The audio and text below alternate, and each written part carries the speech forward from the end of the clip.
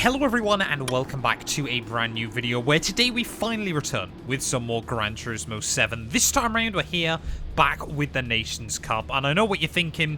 Yes, it has been quite a while since I last raced in this series. I apologise, I've been very busy with some other things, but of course, you know, the Manufacturer Series is coming back. I think the Toyota Cup is still going on as well, so I thought we may as well try and jump back in where we can, of course. And this time out, we head to Grand Valley. Now, I'm going to sound like a real old person here.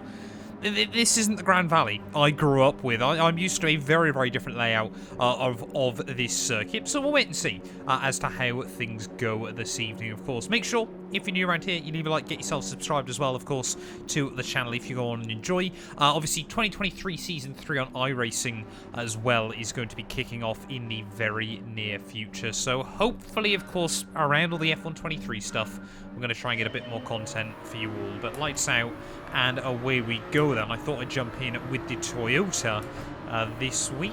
Obviously, yeah, you could use any of the Group 3 cars for this event, but 30 laps here from Grand Valley. It is going to be a rather long one, as, yeah, once again, though, we are rocking the cockpit cam. Seems like we've got a little bit of variation. This seems to mainly be consisting, of course, of the Toyota, the Nissan GTR, and the Porsche 911 RSR. So the three popular choices, I think, for the most part. And I've just realised I forgot to check what the mandatory tyre compounds were for this event as well. So we'll have to be careful of that, as we're immediately going to try and have a look past one of the Porsches early on here. Don't think there's really much difference between all three cars in terms of out-and-out performance there, as just making sure he had in fact backed out. Of course, the radar, a very helpful indicator, but not always perfect on Gran Turismo 7 there as we wind our way down through this middle sector. Yeah, like I said, I do remember Grand Valley from the older Gran Turismos. I'm mainly well versed with the GT5 version of this track, and of course I know when it was re-announced for GT7, you know, there was a lot of hype, a lot of excitement for it, and then of course it's a completely different circuit. You can kind of see some subtleties, I admit, from the old layout, but well, I don't quite get what was wrong with just kind of, you know, bringing the old layout there. As to the Nissans, how have I span off that wall?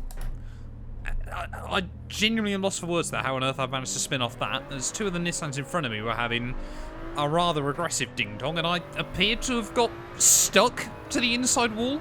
And as well, of course, not only did we lose a good 5-6 seconds, we also pick ourselves up a 1.5 second penalty as well. So not quite the lap one we wanted here, but I mean, luckily we've got 30 laps. It's going to be quite a long race. Probably about 45 minutes. Much prefer these longer races. I know I mentioned that in the last video we did, but now I suppose we've got to just get our head down, and we're not far away from the rest of the field, but just kind of get on with it, I suppose. Yellow flags as we've now served our penalties in this race. We were a little way off there, as it appears to again be one of the Nissan GTRs. I think that was one of the ones locked in battle the lap prior. Don't really know how much curbing you can get away as well through that little chicane, which of course I remember being a proper double hairpin. I had one lap in practice where I felt like I hadn't really done anything particularly audacious, and it had given me a half-second track limits penalty, but still got plenty of cars fighting just up the road. To be honest, being back here gives us a bit of time to obviously look at the strategy as well. Maybe it's just going to be a one-stop softs to mediums, a bit like the race we had a few weeks back, but yeah, we'll wait and see. We got a long race. More yellow flags out as we start lap 4. Very high-speed part of the track, so could have had quite a major incident. Looks like whoever it was has been able to get going again. I definitely think we are quicker than the Frenchman just in front of us. He's still a little bit all over the road, watching him through a few corners around this venue, so hopefully we're going to be able to capitalise. But I mean, my Gran Turismo 7 knowledge is not perfect. I always seem to be running a little bit deep into there. But I think the Porsche is often the best car on tyres. And obviously there are some bops still that, of course, change the performance of the vehicles. But yeah, from what I remember, the Porsche was still a very good car on its tyres relative to pretty much everything else. Sat there again, just can't quite get the rotation through the first couple of corners. I'm going to deliberately give myself a slightly longer run through here just to make sure I don't end up alongside through these S's. And I was hoping, to be honest, I could try and time it so we get to the inside for the hairpin. It won't be the inside, it will have to be the outside. Can we go the long way around through the hairpin. No, just able to close me off there on the exit. But again, another big crossover with wheel spin. Just trying to fill his mirrors, see if we can try and find a line round him. Really don't want to have to work too hard for this position if I don't have to. And he's definitely just going through all of these corners. Feels like he's working out where he is one corner. And by that point, he's already in the next one at the moment. So definitely costing us both quite a bit of time and compromising my pace. But yeah, I think it's a question of when rather than if we'll be able to run past him as we head back through. I mean, so many corners around this lap, so hairpins, but again, you just get a little bit too close to the sand traps, and it will absolutely upset the rear of the cars. I've just noticed the leader has absolutely ran away at the front of this race. Tyres are definitely starting to go off, though, so we'll only be a couple of laps before it's time to pit. So there we go. Another big moment there for the GTR. I mean, the slides always look quite impressive anyway on Gran Turismo 7, as again just picks up the sand trap as well on the exits as we wind our way through the final couple of corners. This used to be a beautiful banked stadium section corner, but not anymore, unfortunately, according to Gran Turismo. I know for those of you that play Gran Turismo a lot, this will not be new news by any stretch of the imagination, but big run as we head back up in towards turn 1. The quick left flick before the right. I think, yeah, he's given up on that one, so we're finally now not in last place again, which is quite nice. Another Yaris? Sorry, Supra even, just up in front.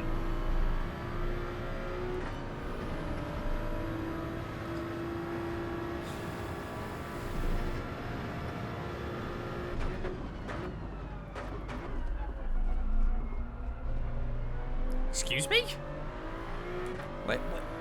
Where did I go off track limits? Gran Turismo? I know I put 2 wheels over the white line, but I didn't think I went all 4. Okay, gotta be careful of that, apparently. Tyres really starting to drop off, though, as we come towards the end of lap 7. They don't look too bad on the tyre life. It's going to be left caught between gears there after we take the penalty. GTR back to the inside of me. It is the battle for the wooden spoon at the moment. Can we try and hook it up around the outside? Oh, he's going to get... Bro, I'm there! Clearly. Oh, yeah, of course. Just get forced out onto that curb and nowhere we can go. And the back end just gets thrown around the place. But I think what we're going to have to do is try and go for a 7, 10, 13 split on the tyre compounds. But, yeah, just those little moments are frustrating. You kind of get wedged out there over that curbing. Nothing you can really do about it. And still, of course, the game just auto-spins you as into the pits will come then.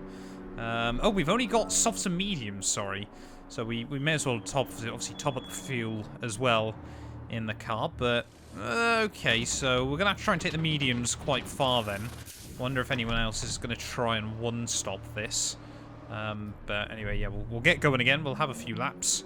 We'll see what sort of distance the mediums can go, I suppose. Just get back out onto the circuit. There we go. Apparently that's the first time I've ever brimmed the tank on GT7 as well. That's quite worrying, to be honest. I've been playing this game for, what, over a year? Oh, yellow flags out. I think the Frenchman's had even more issues. Still yet to pit in this race, and there we go, he's gone. So, the one car I've been battling with a fair amount early on in this race has had enough. We've got a few other drivers finally peeling into the pit lane then, so still not quite sure what other strategies is from other cars. Don't know if we're going to be able to take softs. Sorry, these. What? Okay. Never had the car completely break free like that, seemingly under very little throttle input. But yeah, I mean, yeah. It looks like it's going to be one of those races again on GT. Well, closing in then on the halfway stage of this race. Still not quite decided what we're going to be able to do with these medium tyres, but 23 seconds behind anyone else. So there is a huge gaggle of cars still a bit further up. Seems like there was a couple of cars that have run away at the front of the field, but I think they're all slowly pitting. So, yeah, I think just without the incidents and things like that, we could have still probably been right there. But it's a shame that other Nissan rage quit, because that probably was going to sensibly be one of the only other cars we were battling. Obviously, where I'm now A license on Gran Turismo, of course, we really are coming up against some very, very quick drivers, and of course, drivers that are exclusively playing this game. So, of course, you know, gives us limited running and some very stiff competition. So I think, to be honest, unless something crazy happens, we are basically using this as a bit of a test session, to be honest, at this point. But that being where? That being said, though, of course, if we can pick up some spoils, I will absolutely be there to take them. We might actually have a Carter battle late on in the day here. You can see, there we go. That is the Toyota that we duked it out with very, very early on in this race, as we'll swoop around the outside of him down at turn 2. Probably going to be able to come back at me very, very quickly, but he's on mediums then towards the end of this race. I don't quite know yet. We're probably going to have to pit again before the end, but surely if we're on a set of fresher, softer tyres, we can make up, you know, a good chunk of time on him. So might not be all over just yet. It's nice even if you are battling right down at the rear of the field, as long as you're actually battling for something still in these races. That's kind of what matters there. Is he going to try and get all the way around the outside? We're going to be very, very much hold it on the inside through the first part there, get the nose fully in front. And the whole car, sorry, even front of his nose. But we do hang on for now, but unfortunately keep picking up half-second time penalties. Like I said, it's turned into a bit of a test session for me. So we're trying to obviously work out the track limits as well, and most of it I'm still struggling with is that inconsistency of that double chicane. So that's a lot of grass on the way in. I think he messed up his line as well, though. So we just about live to fight that one.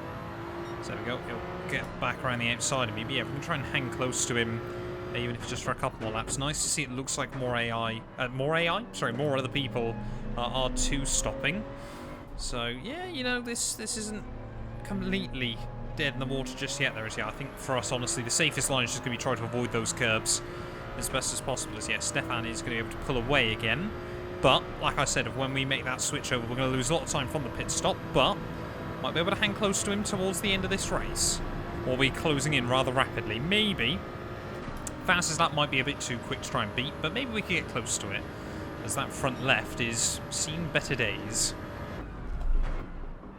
Yeah, I think unfortunately, looking at the tyre life and the way the car's handling, it is going to have to be another set of mediums to see us through to the end of this one. As you can just see they're running wider and wider through that chicane. Will we get away with that one without a penalty? I think we have that. Nope, of course not. The timing on that was beautiful, but I mean, it just seems a bit weird. I mean, it's Gran Turismo, isn't it? I should be used to weirdness by now, but yeah, some of the track limit choices around this venue, you kind of like, you quite comfortably got the car 2 wheels inside the limits. As well, I forgot actually about the fuel. Probably wouldn't make the distance either, so I think everyone is going to have to two-stop unless you fuel saved very aggressively, which was always going to be a tall order anyway, but just make sure we got enough to see us to the flag. So how far behind Stefan are we going to be? It's going to be a fair old gap then once more. Probably 20 seconds or so, 25 seconds. 25, yeah, going to be about 26, 27 seconds. So 10 laps, that's not going to be easy, especially if I keep picking up half-second penalties. Or do that, which we were lucky to hang on to.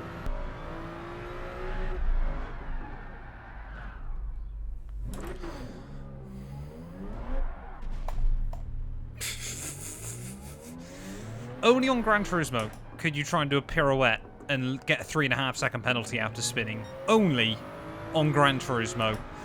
I think now that the goal's surely got to be don't get lapped. They're right behind us. I've only just noticed this has turned into an unmitigated disaster. But I don't know. I think the front couple have to pit still. Here we go, about to get lapped as we head back down towards someone. That looks like P2's out to dive it in, so definitely the leader will be back into the pit lane then. I think we're ghosted? I don't really know for sure if we're ghosted when we're a lap down. One would believe so, but so I'm not going to try and do anything too stupid to him. He says, hopefully. Where are we going?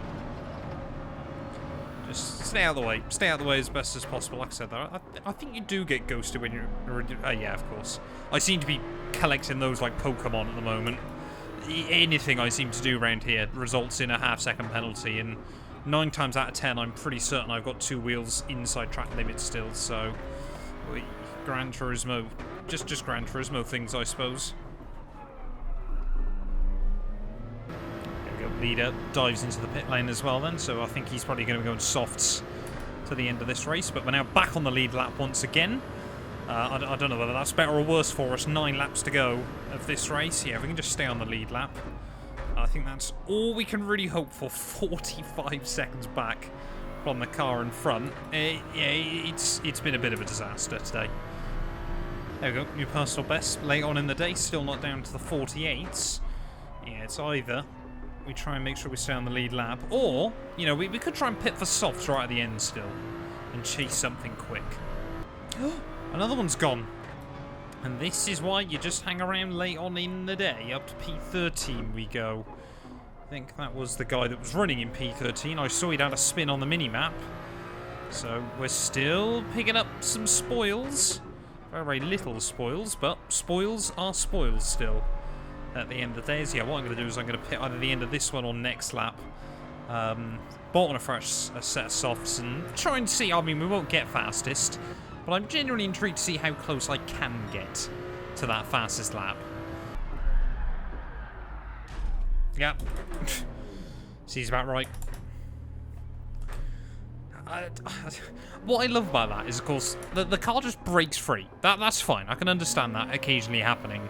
The fact that it gives you a 1.5 second penalty for it as well is very much kicking a man whilst he's down, it feels like. But anyway, yeah, what I'm going to do, end of this lap, bolt on a set of softs, try and find a bit of clear air, and we'll, like I said, 46.7 fast lap of the day. Quite surprised, actually, by that. My personal best is a 49.0, but that was on a set of mediums with a lot of fuel on board.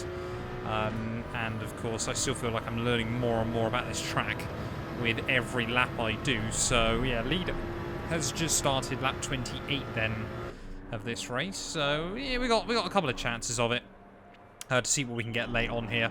Like I said, we'll try and find ourselves some clear track space. Whatever that was flying past sounds incredible.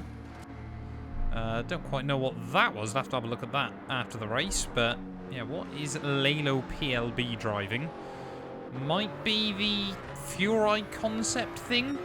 But anyway, we have come out in a little bit of clear air, so that's good. Let's try and see, like I said, how close can we get to that fastest.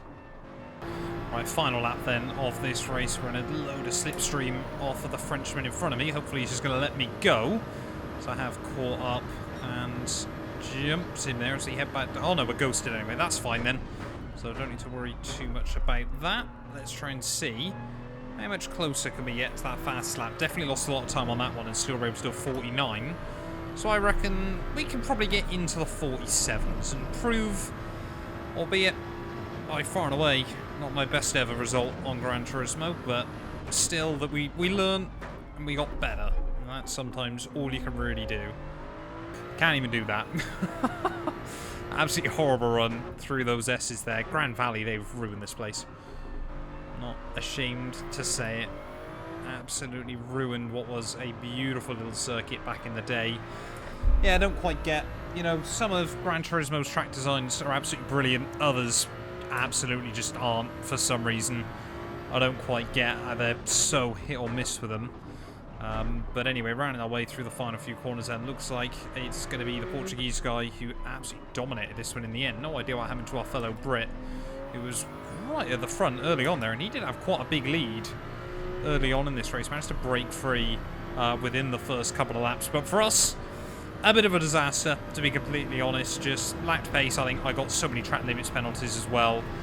Do not miss Grand Valley, apparently, as much as I'd really hoped I would have there, but up over the line, it's still only going to be a 49.4 there. So didn't even do that very well. It was the RX Vision, though. That was the car I was thinking of. But, yeah, we'll come back. We'll hopefully, of course, get a whole lot better as well over the coming weeks and months. But thank you all so much for watching this video. If you have enjoyed, please do make sure to leave a like, get yourself subscribed. Almost an hour of racing here from Grand Valley. But, yeah, we'll be back very, very soon with more Gran Turismo 7 content.